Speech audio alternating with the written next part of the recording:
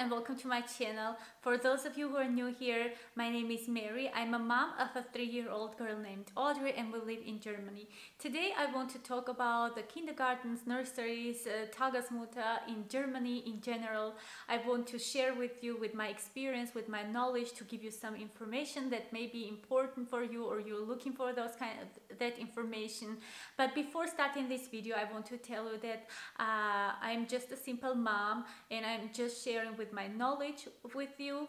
I am not an authorized person from the state. I am not giving you legal advice or something, and the information I provide you may differ depending from the region you live, from the city you live. So you may want to check up in your own region what the rules for your are, but the general information will be the following that I'm gonna talk about. So if you're interested to know that, stay with me. If you are parents expecting your first child to be born soon, and you're thinking about all these nurseries and kindergarten things, then you may want to make a decision how long can you take your maternity or paternity leave, because this is a very important decision to make. Normally in Germany people take only 1 year of the work, and normally the mother stays at home, but in a lot of cases fathers go on paternity leave as well. But if you decided to stay home only 1 year, then you may want to think about signing up your child to a nursery when you're pregnant already, because the competition in Germany is so big, and the bigger the city is, the harder it will be for you to get a place for your nursery, and especially your desired place for the nursery. So how you do this? You sign up in Elternportal. There is a page for all the parents when they can sign up. They put all their information down. If they have a child, they put the name of the child as well down. If they don't have, they just write their due date and desired date when they want their child to start with nursery. And then they go ahead and choose 5 favorite nurseries on the area, and they put down these nurseries in this application as well. And the first one you put on your list will be your most favorite nursery of all. So when the state goes ahead to check up places for you, they will start from the top of the list and they will go down like according to your list and start searching for your information. So what happens if they don't find any place from your desired list? Then they go ahead and check the other nurseries around your district. They don't start with the completely other corner of the city. They start from your district, and they start looking for places in other kindergartens. So you will get an offer from the state if they find place for you, and then you may go check that kindergarten or nursery up and then make a decision if you want to take that place or not. But before that, now I want to talk about a little bit the types of the nurseries and what to wait from them. There are basically a couple of different types of nurseries here. There is one that is completely totally private nursery or private kindergarten. These are the ones who are not supported from state. They're on their own, they make their own decisions, they finance themselves alone. So you have to pay their fee, what they will ask you to pay. This may be again different from the city you live, from the region you live, from the kindergarten type you're applying at. So you may want to check in that exact kindergarten, in that exact nursery, what are their conditions and how much money they require. But like a normal state nurseries again may vary. There is like semi-private nursery type, which is like half supported from the state and half is on his own. It was hard for me to get what they meant, but these kind of nurseries and this kind of kindergartens are allowed to choose the kids they want to take, and they may be booked for years ahead already. So if you really want to get into one of those, you have to sign up a lot more earlier because they are all booked ahead, and they provide themselves like partially they get help from the state. So in these kindergartens they may be like a little bit smaller groups than in completely public kindergarten. Let's say they may have like 18 kids in a group, but they may have only one teacher, so you want to keep it in your mind as well. And there is completely public nursery and public kindergarten. These are the ones that are run from the state. They are completely supported from the state. Here no one decides whom they're gonna take, when they're gonna take, and they're not fully booked. Here what the Elternportal does, 8 months before your desired date, they start searching for you a place. So this kindergarten will get your information exactly 8 months before your date, and they will tell you if they have a place on that very month or not. So let's say you want a place that starts from 1st of January. So the Elternportal will send your information to your desired kindergartens 8 months before January, which will make around May, I think, end of April and May. And these state kindergartens, they are not allowed to plan for February unless they plan for January. So if they have a place for January, then you will get a place in that kindergarten. But if they are fully booked, for example, for January, or they don't have any place, like they don't have free place, then you won't get a place. So the Elternportal will go on your second line, third and fourth, and according to that. But to get a place in a completely state kindergarten is a lot easier than to get a place in the semi-public, semi-private kindergarten. So you want to take that into consideration as well, depending how bad you want to get the place. And the other option is Tagesmutter.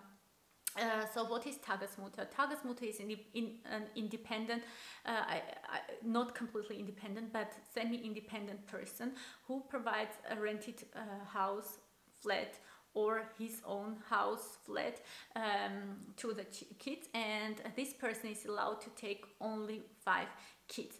They are not supported from the state. They say they're not supported from the state, but they are still, I think they still get a little bit help, because otherwise they won't be able to support themselves. There is only one big difference here. It's the fee you're paying. I mean, it is the same as you would pay in a normal nursery for 9 hours, but in nursery you get to choose how many hours you want to take, and according to those hours you pay the fee. I will talk about that a little bit later. Just by Tagesmutter, you're not allowed to choose for how many hours you want to pay your daycare. You have to pay for 9 hours. It's not officially written on the papers, but when you go to Tagesmutter, they tell you right up front that you have to pay for 9 hours, because otherwise they won't be able to support themselves. So you may leave your child 5, 6, 7 hours, but you have to pay 9 hours. Nurseries in Germany are like, the fee of the nursery is a lot higher than for normal kindergarten, and this price may differ from city, from the place you live, because it may be like in Stuttgart, I think it comes to 1,000 euros if I'm not mistaken, or 800, something like it may cost that much, whereas in Dresden, I think for nursery cost only 200 euros. And here you have to, it depends like from the place you live, it also depends how many kids you have, because the more you have, the less you pay, like you pay less for your second child, and I think your third child is even free. But this information will be again different depending where you live. The fee may differ. I mean, the price you pay may also depend on your financial status, because in each state there is a limit of financial income of the family. If you get under that limit, then the state helps you with the kindergarten and nurseries. They provide you, like, they may cover half of it or may cover it completely for you, so you want to check that as well before starting the nursery. Or if you're up there, then you're on your own, it's clear already.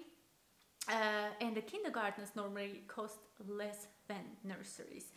So the nurseries, I told you, they can be private, they can be semi-private or public, but they also can work with the kindergarten together, or they can work completely independent, be state provided but independent. If they work with the kindergarten together, then I think this is the best option. You can save so much stress because you don't have to find a kindergarten place for later on. Your child will get a kindergarten place like automatically when he's done with the nursery. But if you are like in a nursery who works separately from kindergarten, or you're by Tagesmutter, then when your child is turns 3, you have to have a kindergarten place for your child, or you may choose to leave the child at home, which happens not that often, but it's again an option. So what do you do in that case?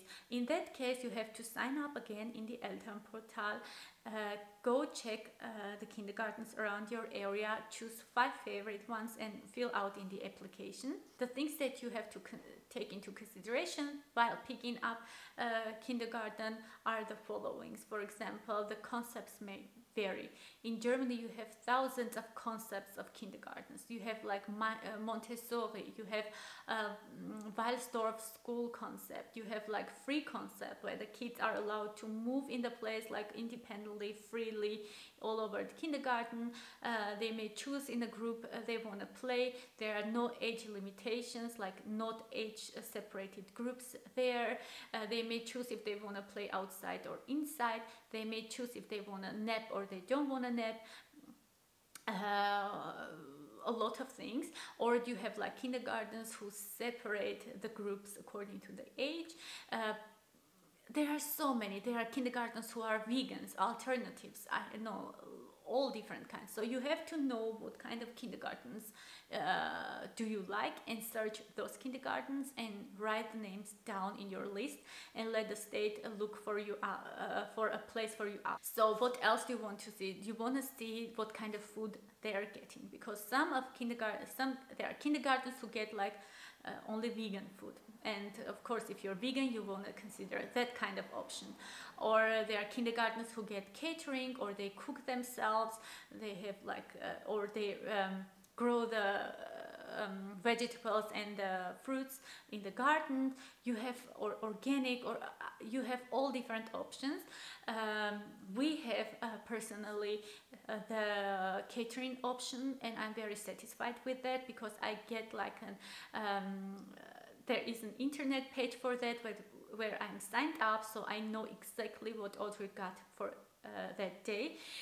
They write a meal plan for the whole week, and the weeks afterwards you can see even what she's gonna get in next week, and the ingredients, which is so much important. I know what she exactly had. The price for the meal is always separate than the price of the kindergarten. Like the fee of the meal is different than the fee of the kindergarten. Keep that in mind as well. So if your kindergarten is 200 euro, you have to check how much you have to pay daily for the meal and sum up those two numbers together to see how much money you will eventually be paying to the kindergarten. So when you're checking a kindergarten, beside the concept and the food, you may want to know what kind of extra activities they offer the kids. There are kindergartens who run swimming classes. The kindergarten may offer speech therapy. They may have like a dentist coming twice a year. They may have like different things. They may provide like some kind of sports twice a week or once a week. You may want to check all this extra information and see what are your priorities before you choose one kindergarten. You want to know how many teachers you get in a group. In our group we have 22 kids, 2 teachers, which I find perfect, really good for Germany.